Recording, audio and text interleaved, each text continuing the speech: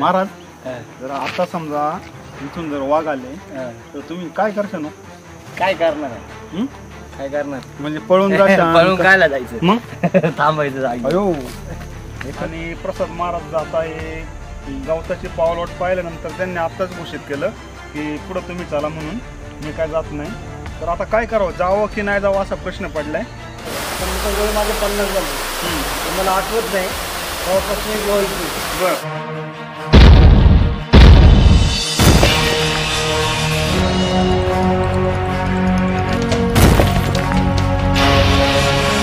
जय शिवराय मंडळी, शिवराज्य परिवारामध्ये आपलं पुन्हा एकदा स्वागत. तर आज आपण आलेलो आहोत जुन्नर तालुक्यातील सर्वात शेवटचं गाव हातवीज या ठिकाणी. तर या हातवीज गावामध्ये भरपूर असं निसर्गरम्य ठिकाणे आपल्याला पाहण्यासारखे आहेत. तर आता सर्वात प्रथम आपण जाणार आहोत कांचन धबधबा म्हणून जो आहे या धबधब्याकडे. तर आज आपल्या सोबत आहेत प्रसाद महाराज बाबळे, युवा प्रवचनकार, समाज प्रबोधनकार, तसेच कॅमेरामन समीर भोर. तर चला आता आपण जाऊया कांचन धबधब्याकडे. आता हा रस्ता अतिशय जंगलातील आहे आणि सोबत प्रसाद महाराज बाबळे आहेत. हे आता सर्वात आमच्या पुढे चाललेले आहेत, पण किती वेळ पुढे चालणार हे माहीत नाही, कारण थोडा जरी कसला आवाज आला तर हे पुन्हा मागे येणार आहेत. पण चला आता सुरुवात आहे, चालू दे त्यांना पुढे. डोंगर आहे, जंगल आहे, जंगल.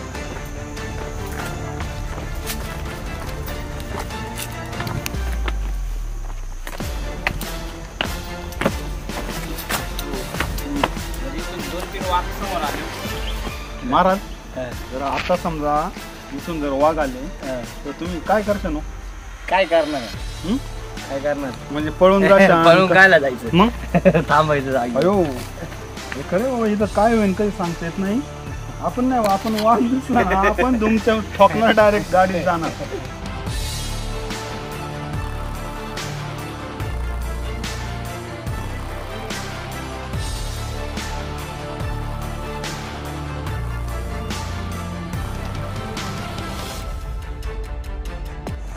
आता आम्ही हे पावसाळा संपल्यानंतर या ठिकाणी आलेलो आहोत आणि इकडं गुरांच्या अशा भरपूर वाटा आहेत. त्यामुळं कांचन धबधबा नक्की कुठं आहे हे काय आता आम्हाला कोणालाच माहीत नाही.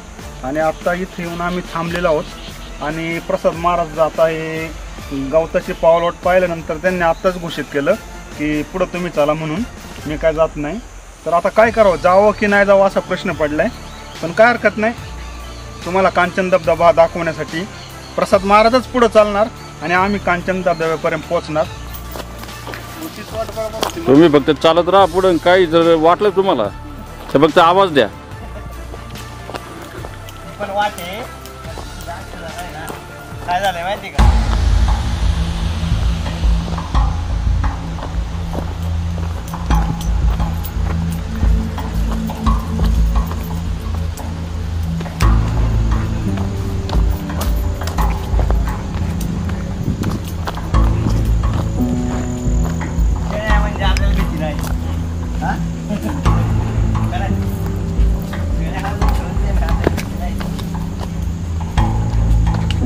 मंडळी, अशा पद्धतीने आपण आता भरपूर खाली चालत आलेलो आहोत आणि हे पहा, तुम्हाला धबधबा दाखवण्यासाठी किती मेहनत घ्यावी लागते. आणि आम्ही एवढं खाली येऊन आता या जंगलातील रस्त्याने चाललेलो आहोत. तर अजूनही तुम्ही जर आमचं चॅनल सबस्क्राईब केलं नसेल तर चॅनल सबस्क्राईब करून बेल आयकॉन दाबून ऑलवरती क्लिक करायला विसरू नका.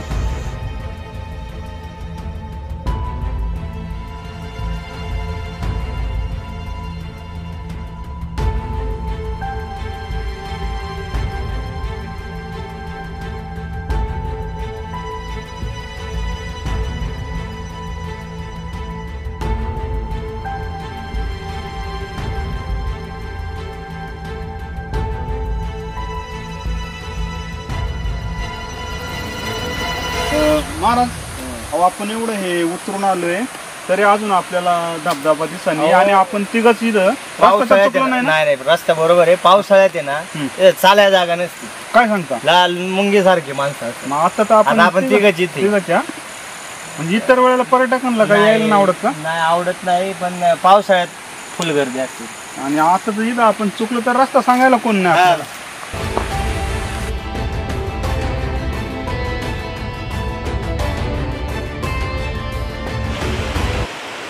तर मंडळी, आपण आता कांचन धबधब्याच्या अगदी जवळ येऊन पोचलेलो आहोत. तर अतिशय स्वच्छ असं पाणी घेऊन ओसंडत आहे हा कांचन धबधबा. अतिशय निसर्गरम्य ठिकाणी आपण आलेलो आहोत. जुन्नर तालुक्यातील हातवीज हे गाव. हे बाजूनी संपूर्ण सह्याद्रीची पर्वतरांग असून पूर्ण घनदाट झाडांनी व्यापलेले हे जंगल आहे आणि ह्या जंगलामध्ये कांचन धबधबा आहे. तर या ठिकाणी आज आपण आलेलो आहोत.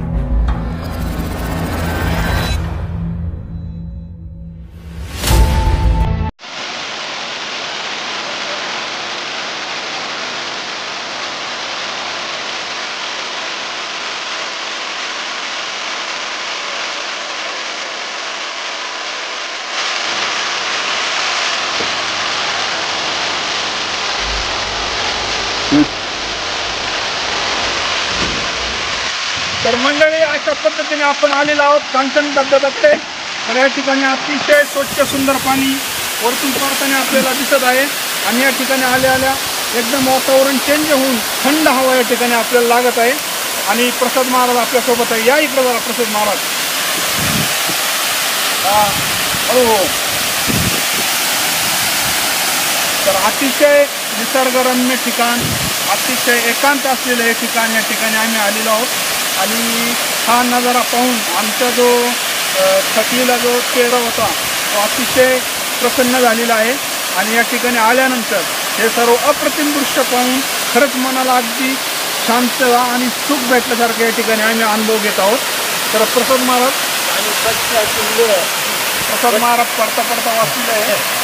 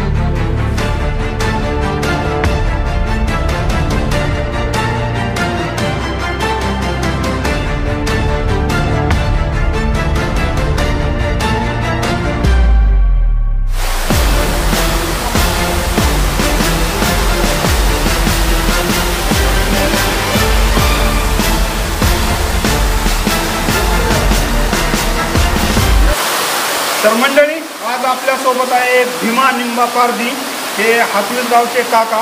तर ह्या काकांना आपण या कांचन धबधब्याविषयी थोडीशी माहिती विचारू.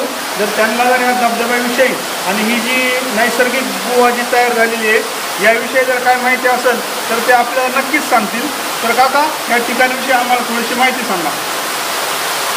किंवा कमीत कमी ना आम्हाला तर आठवत नाही. आता नंतर वेळ माझे 50 झाले, मला आठवत नाही तेव्हापासून एक व्हायची. बरं. नंतर न्यूज टी व्हीनं काय केलं, व्हॉट्सअपवर ते फोटो वगैरे काढून धबधब्याचं तो प्रसार केला.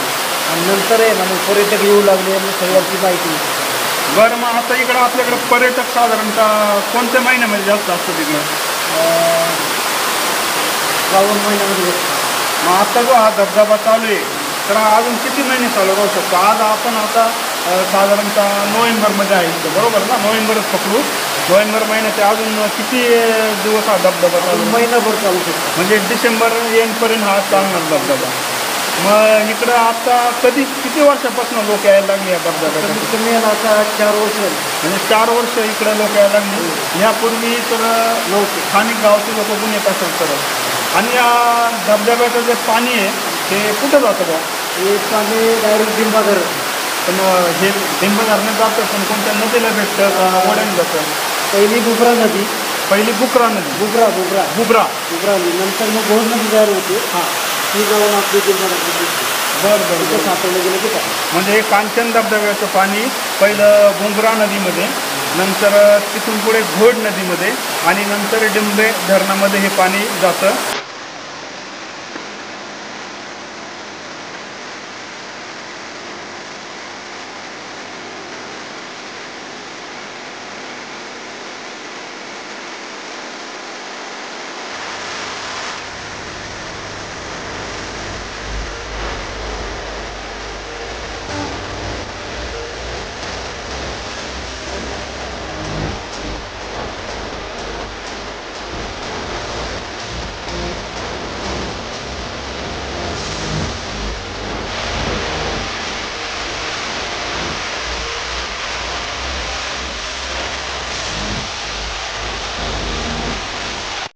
आत्ता आपण कांचन धबधब्याचं पूर्ण चित्रीकरण केलेलं आहे आणि आपल्यासोबत प्रसाद महाराज होते. समीर भोर आपले कॅमेरामन तर आहेच आहे, पण ते स्वतः कॅमेरामन असल्यामुळे ते कॅमेरे पुढे यायला त्यांना लाज वाटते. ते म्हणतात मी येणार नाही म्हणून. ठीक आहे, काय हरकत नाही, पण ते शूटिंगचं काम म्हणजे कॅमेऱ्याचं काम अतिशय उत्कृष्ट करतात. त्यांचं एकदा मनापासून आभार. तर लवकरच भेटूया आपण अशाच एखाद्या नवीन ठिकाणी. तोपर्यंत आपल्या सर्वांना जय हिंद, जय शिवराय. विनंती असेल, आपणही या सुंदर अशा निसर्गाचा आनंद लुटण्याकरता या आंबेवीचच्या परिसरामध्ये या. धन्यवाद. आंबे हातवीज आंबे घ्यायचंच नाही आपल्याला. जाऊ दे ना, एकच नाव आहे ते आंबे हातवीज. काय नाही बोलले, बोला तुम्ही, बरोबर केलंय ती. आंबे वेगळं आलं, आंबे जे आहे ना हे खेडेगाव हे वेगळं आलं, हातवीज वेगळं आलं. पण आता मी काय म्हणलो, आंबे हातवीजच्या परिसरामध्ये नाही. पण असं कसं काय?